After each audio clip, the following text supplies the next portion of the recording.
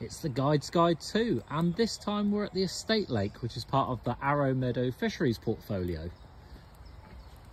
This is a lake exclusive booking venue. It's about 2.5 acres. I'm going to talk you through the stock of fish, the lake itself and the facilities that you've got. You've got 4 swims on the lake, which I'll walk you around now. As you can see, the lake's fenced all of the way around. So just show you around the place. I mean, I think we probably all dream of letting ourselves in through the gates of a fishery, knowing that there's no one else going to be there. We're going to be able to choose our swims, and best of all, when it looks like this. There's nothing probably more traditional British fishing than an old estate lake. When we're filming this, it's the end of March, so maybe the lake isn't looking its best. You can only imagine what this looks like in its full colours. Cool. Okay, so this is the first of the swims. This is Rupert's Rest. As you can see, got some sleepers laid out, some wood chip there. We have had a lot of rain this week, which means that the ground's a bit boggy. Alan, who's the fishery manager, tells me that it's not normally like that. It is obviously just because it's literally rained from when I got here on Monday to just as I'm leaving now on the Friday morning. So yeah, Rupert's Rest. First thing you'll probably notice in each swim, you've got a lovely big cradle style mat. You've got a decent landing net, and you've got a waistling, all in decent condition. Not only do you not need to bring your own stuff like that here, you're actually not allowed to, obviously, to prevent any disease or anything else like that being brought to the fishery. And also, if you've been out in in a session where the weather's been like it has for me this week, it saves putting all that horrible wet stinky stuff back in the van when you head home. So Rupert's Rest, what have we got in here? We've got a little corner and an outlet down to this side. They've definitely got in there a little bit this week. I've seen some bubbling down there. This bank here is like the dam wall bank, if you will. And then out in front of you, you've got this sort of little dot island with the old tree on it. It's got some snags around the edges there, so I'm sure they'll be getting up under there. So as we walk down to the next one, I'll tell you a little bit more about it. So you can book this lake for up to 4 anglers. So obviously you could just book it for yourself if you want to spoil yourself. But like I say, maybe bring a few friends along. Perfect for a social. But obviously when I say a social, I mean a respectful one. It is in the grounds of the estate lake of the stately home here. So it's not a noisy venue by any stretch, but a few like-minded friends. Absolutely perfect venue for those type of trips. So again, you can see slings, mats, nets, all provided. This is Molly Moos, the second swim on this bank. Again, you can see it's a bit of harder standing there, so that you can put your bivvy without getting too soggy. And what have we got in this swim? Well, we have got this lovely reed-lined bay down to the right-hand side. It's shallower in there. I'll show you a map of the lake in a minute. It's shallower down behind the island here, but you just know that a little bit of sunshine and those fish will be getting themselves down into the corner behind the island up against the reeds there. It'll be nicely out of the wind in most directions, and I'm sure it'll be a good spot. You've got an island chuck there, and you've got that tree overhanging on the corner. Absolutely perfect for dropping one just off the end there. With regards to style of fishing here, bait boats are allowed. And to be honest, they are quite useful on here. Of course, you're going to catch lots of fish casting. You don't have to have a bait boat on here. I would say, if one of you does bring one, it could be quite a useful tool in some of the spots. With regards to rules, all of the Meadow Fisheries lakes, they're really sensible rules. Just have a flick through before you come down, but really sensible stuff. The fishing style, I've been here, like I say, Alan invited me down to do a Monday to Friday.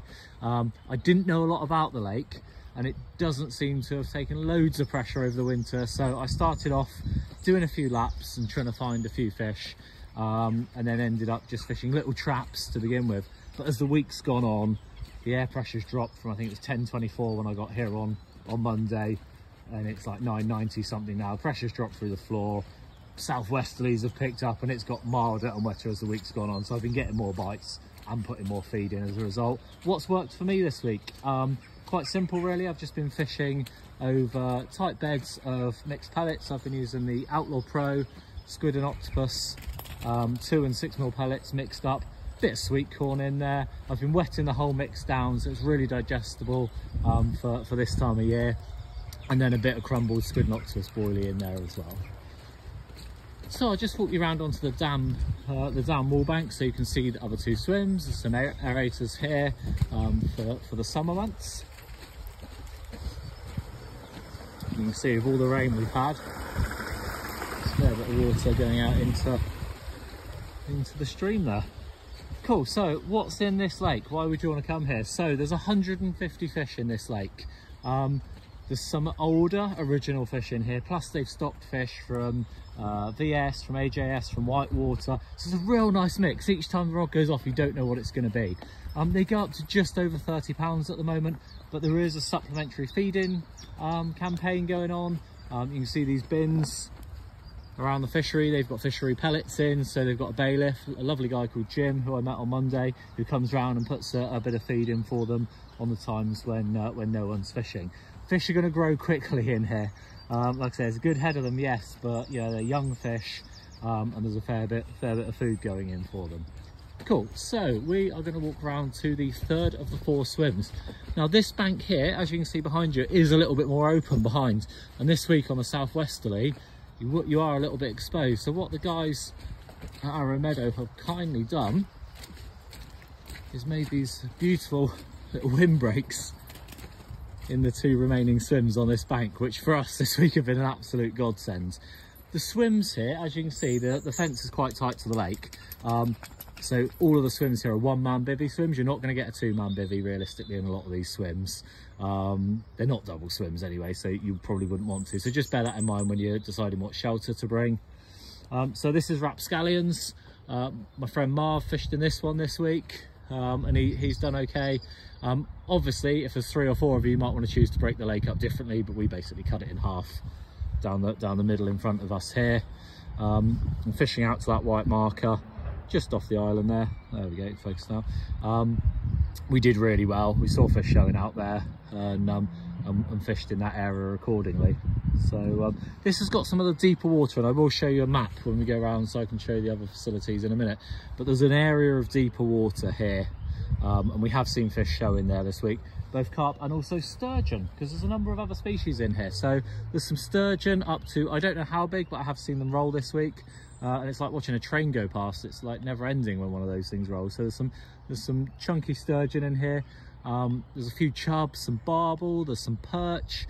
So when Alan came around this morning, he said, like, next time bring a float rod, because it's, yeah, really good fun just messing about with the other species in between. As you can see, there's these little fire pits as well. They've been crafted.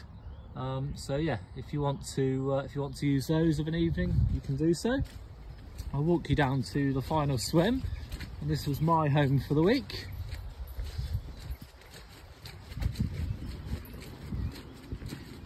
So this is Hall View. This is the final swim. Main reason that I ended up in here, 2 reasons really. When I got here on Monday, it was a very, very calm day, high air pressure, sunny, and I couldn't find a fish anywhere. And I started having a look in this reed bed in the corner. To me, it's exactly where you'd look. Late March, walking onto a lake in those conditions, 2-3 foot of water and a bit of cover. And needless to say, it didn't take too long before I saw the odd little disturbance on the surface, the odd reed stem knock. So I decided that because I couldn't see anything anywhere else, this would be a good place to start. And also, when I was on here on my own for the first part of the week, as you can see, it does give you a huge percentage of the lake that you can fish to if you choose to. So it's just shown down by the island now. So what's worked for me in here this week? I've already talked you through the baiting. They've liked a bit of bait. I've been putting more and more in as the week's gone on, as the fish have switched on to the conditions. So if you're getting bites here, don't be afraid to put a bit in. They're going to be moving around in shoals. There's 150 of them, so don't be afraid to give them a bit of a feed. So first bite of the week came. We've got little bays in the reeds there. First bite came to a bait tucked up in there. Corner of the reed bed here as well. Great ambush spot to get them going in and out. You've got this tree just before the boathouse there, and I pushed my way through the undergrowth there, sort of midweek, having a little look, and it was apparent that there was fish up and down that margin. So I did move a rod over there after this corner went quiet, and picked quite a few up off of there. Star spot of the week though has to be this week off the back of the island. There's a deep hole there. It's easy to find with the marker, or obviously if you've got a sounder on your bait boat. And it was very obvious that whilst it's still been quite chilly, a lot of the fish were held up in that area, and for me this week that's where they've been. Alan tells me when it warms up, obviously the fish get very active, they move around the lake. Typical small water fish, they're hard to move on to, so if you see them showing and you try and go straight on top of them, they'll just move off of you. So a better tactic seems to be to set your traps and then obviously let them come onto you that way. Now there is access to the remaining bank in front of the manor house up on the hill there, and there are a couple of little stalking spots along there. That's daytime only, so please don't try and sort of bivvy up or anything around there. You can go around there, fish one rod, float fish, drop one in the edge, whatever, or go around bait up, but only during the hours of daylight because the hall is in use.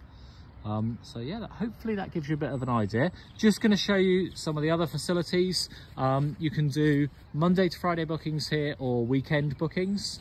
So there's options for that. Like I say, takes up to 4 anglers. You've probably seen this little tyke, Teddy, running around.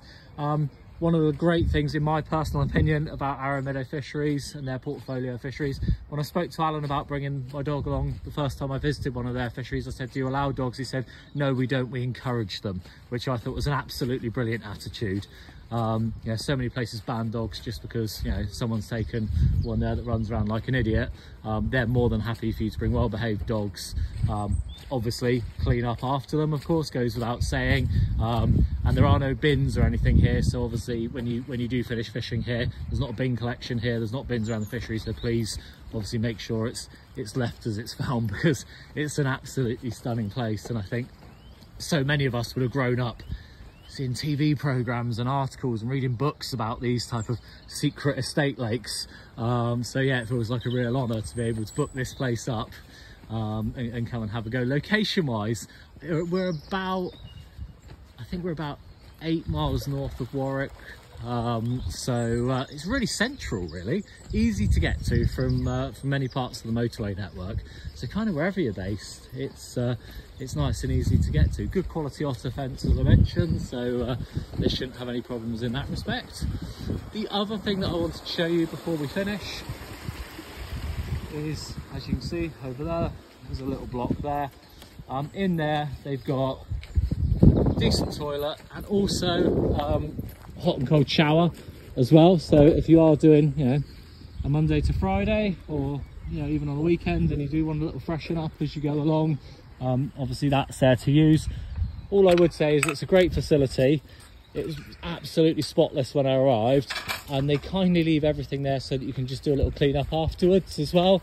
So obviously there's a mop, there's a bucket in there, so you know, just making sure you leave it nice for the next people who visit. I'll just show you because I think I really like these type of facilities. I think, you know, you don't really want to rough it if you don't need to. So it's a nice little shower room in there.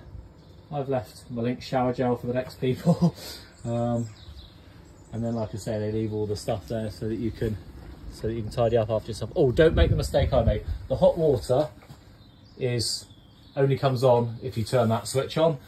So make sure you do that. I mentioned about supplementary feed on the lake. As you can see, the guys also sell bait, and you can order that before your trip. Now the fish will be really used to the bait in here. There's a house bait, and they do, yeah, there's pellets, there's boilies and so on. And then decent toilet, again, everything so that you can leave it nice as you found it. Like I say, we all probably dreamed of having access to this type of lake, and the fact that you can book it up for you or for a small group of friends, absolutely brilliant. Like I said, I've done a week on here. I've managed 9 myself. They're not all huge. I've had a few doubles, a few 20s. Didn't get one of the bigger ones this time, but yeah, just really good sport. And Arrow Meadow, they're expanding all the time. Check out the website because they're opening up new lakes seemingly about every other week at the moment. They've got a syndicate side of their business, and the remainder are lake exclusives like this. So well worth a look, well worth checking out. As you know, I guide on lots of different places across the country. I am doing some guiding on the Arrow Meadow Fisheries. I've got a commercial agreement in place with them regarding that, and I've got quite a few bookings through this year, that's 2023 already. if you fancy a guided trip on somewhere like this, feel free to drop me a message as well and we can sort it out.